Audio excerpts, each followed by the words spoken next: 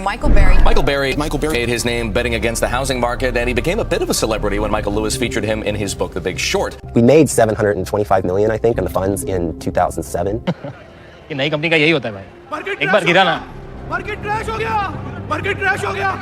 अगर आपके स्टॉक्स या म्यूचुअल फंड्स प्रॉफिट्स में है या आप स्टॉक मार्केट में इन्वेस्ट करना चाहते हैं तो रुक जाइए। मैं आपके बहुत सारे सवालों के जवाब इस वीडियो में दूंगा, जैसे कि मार्केट क्रैश क्या होता है, स्टॉक मार्केट क्रैश कब आने वाला है, स्टॉक मार्केट क्रैश क्यों होता है और आप स्टॉक मार्केट क्रैश को कैसे ट्रैक कर सकते हैं, और panic selling stock market crash को कैसा अफेक्ट करता है, मार्केट क्रैश में पैसे कैसे कमाएं, गिरते हुए मार्केट से भी पैसा बन सकता है?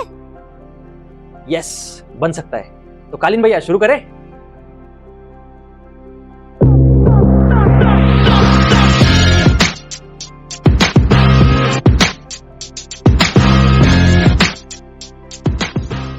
शुरुआत के कुछ क्लिप से आपको समझ में आया होगा कि माइकल बरी कौन है और इनका क्या इंपैक्ट है स्टॉक मार्केट पे। माइकल बरी वही इंसान है जिसने 2008 का रिसेशन प्रेडिक्ट किया था और इसी रिसेशन में उन्होंने $700 मिलियन कमाए थे, जो कि होते 4,500 करोड़ रुपए। माइकल बरी को स्टॉक मार्केट में बहुत सारे लोग मानते हैं बिकॉज इनके प्रेडिक्शन आज तक गलत साबित नहीं हुए हैं। लास्ट वीक इन्हीं माइकल बरी ने मार्केट क्रैश प्रेडिक्ट किया है और अपनी 94% ऑफ वेल्थ दांव पे लगाई है इसी आने वाले मार्केट क्रैश पे। अब आप में से ऐसे बहुत सारे लोग होंगे जो सोचते होंगे कि मार्केट गिरते वक्त भी पैसे कैसे कमाया जा सकता है। सो ये बहुत इंटरेस्टिंग चीज है जिसे short selling, selling the stock या ऑप्शन ट्रेडिंग भी कहा जाता है, जिससे लोग गिरते हुए मार्केट से भी पैसा कमा सकते हैं। अगर आप जानना चाहते हैं कि ऑप्शन ट्रेडिंग या शॉर्ट सेलिंग क्या है, तो I can help you understand in my next video. If you are interested, please drop a comment below so that I can create my next video on option trading और short selling. अब वापस आते हैं अपने topic पे। दोस्तों, recent filing से पता चला है कि माइकल बरी ने स्पाई स्टॉक्स के यानी SPY स्टॉक्स के 2 मिलियन और QQQ स्टॉक्स के 2 मिलियन शेयर्स के पुट ऑप्शंस खरीदे हैं, जिससे पता चलता है कि Michael Burry is betting against the stock market. अब आप लोगों को एक क्वेश्चन होगा कि SPY एंड QQQ क्या है। SPY एंड QQQ ये दोनों इंडेक्स फंड है। SPY इंडेक्स फंड ये यूएस की टॉप 600 कंपनीज को रिप्रेजेंट करता है और QQQ ये यूएस की 100 मोस्ट वैल्यूएबल कंपनीज को रिप्रेजेंट करता है। Indirectly 80% of the US stock market is represented by these two index fund. इन इंडेक्स फंड में बहुत बड़ी बड़ी कंपनीज आती है, जैसे कि Microsoft, Apple, Google, Amazon, Facebook and so on. So in short, Michael बरी ने सिर्फ 600 कंपनीज पे बेट लगा है, लेकिन ये बेट ऑलमोस्ट इंटायर स्टॉक मार्केट पे है। एडिशनली अगर आप देखोगे तो माइकल बरी के ये दोनों इंडेक्स फंड में टेक कंपनी सबसे ज्यादा है। That means Michael Burry is also of the vision that tech market may go down in near future. अब आपको एक क्वेश्चन होगा कि ये सारी इंफॉर्मेशन और डेटा लोगों तक कैसे पहुंचता है। तो यूएस में सिक्योरिटीज एक्सचेंज कमीशन है, जैसे अपने इंडिया में सेबी है।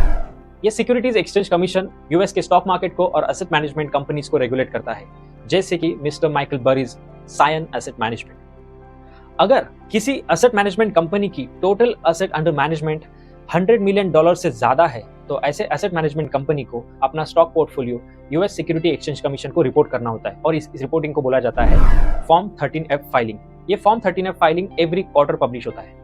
फॉर्म 13F के अंदर आपको सारे ट्रांजैक्शन मिल जाएंगे जो ये एसेट मैनेजमेंट कंपनी ने किए हैं ड्यूरिंग द क्वार्टर। और इसी फॉर्म 13F फाइलिंग में माइकल बरी ने शो किया है that he has purchased 2 million shares each of these two index fund, जो शो करता है that he is betting against the market. That means he is predicting there is a market crash in near future. और जब से Michael बरी ने form 13F पे ये सारे ट्रांजैक्शन शो किए, तब से मार्केट क्रैश होगा, रिसेशन होगा, सबके पैसे डूब जाएंगे, 2008 जैसे रिसेशन आएगा, मार्केट कोलैप्स होगा, ऐसी सब खबरें आ रही है। इस तरह के लोगों के जितने ये आपको डराने की कोशिश और जुल्म करने की कोशिश, इससे ना घबराएं। सही बोले इमरान भाई, हमें घबराना नहीं है। अब जानते हैं इस फॉर्म 13F के पीछे की कहानी। This is 100% true that Michael Burry has bought put options against the stock market, लेकिन उस फॉर्म 13F में कहीं पे भी मेंशन नहीं है कि उस पुट ऑप्शंस की एक्सपायरी डेट क्या है। हर एक पुट ऑप्शन का एक एक्सपायरी डेट होता है। अगर माइकल बरी ने इस पुट ऑप्शंस को 1 या 2 हफ्ते के लिए लिया है तो सब ठीक है, बिकॉज अब तक मार्केट ने उसका इंपैक्ट झेल लिया है। लेकिन अगर उस पुट ऑप्शंस का एक्सपायरी डेट उससे ज्यादा है तो हमें नेक्स्ट फॉर्म 13F फाइलिंग तक रुकना पड़ेगा, because in that form 13F filing we'll get to know if he has already sold those put options or he is still carrying it. इसका मतलब तब तक सब भगवान भरोसे? कि भगवान के भरोसे मत बैठिए, क्या पता भगवान आपके भरोसे बैठा हो। सही बात है, भगवान हमारे भरोसे ही बैठा है। मैंने डिस्क्रिप्शन बॉक्स में एक लिंक दिया है जिसको यूज करके आप माइकल बरी के नेक्स्ट फॉर्म 13F को ट्रैक कर सकते हो to understand what his next moves are. अगर आपको ये फॉर्म 13F समझ में नहीं आ रहा है तो चैनल को सब्सक्राइब कीजिए so that you will get notified as and when I upload new video on this form 13F। फिर से बोलूंगा, घबराना नहीं है। ओल्ड स्कूल हो या न्यू स्कूल हो, सबके सिलेबस में एक चीज कॉमन होती है एंड दैट इज प्रॉफिट। अब मैं आपको कुछ ऐसे टिप्स दूंगा जिससे आप अपने प्रॉफिट्स को बचा सकते हैं और मार्केट क्रैश से अपने वेल्थ को सिक्योर कर सकते हैं। Basically how to protect your portfolio. इसमें सबसे पहले आता है avoid panic selling. Panic selling का मतलब जब भी ऐसी मार्केट क्रैश वाली खबर आती है तो सब लोग स्टॉक सेल करना शुरू कर देते हैं। You should avoid doing that. Sell वही स्टॉक्स करो जो ऐसी मार्केट सिचुएशन में परफॉर्म ना कर सके। मोस्ट वैल्यूएबल स्टॉक जैसे रिलायंस ऐसी मार्केट क्रैश को आसानी से झेल सकते हैं। फिर आता है डाइवर्सिफिकेशन। अपने पोर्टफोलियो को डाइवर्सिफाइड रखिए according to risk and reward ratio.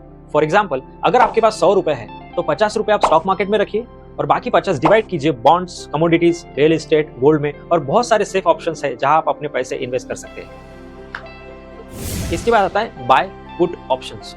जैसा कि मैंने इस वीडियो में कहा था कि आप पुट ऑप्शंस खरीद के गिरते हुए मार्केट से पैसा बना सकते हो, जैसे कि मिस्टर माइकल बरिक कर रहे हैं। अगर आपको ऑप्शंस ट्रेडिंग जानना है तो कमेंट कीजिए।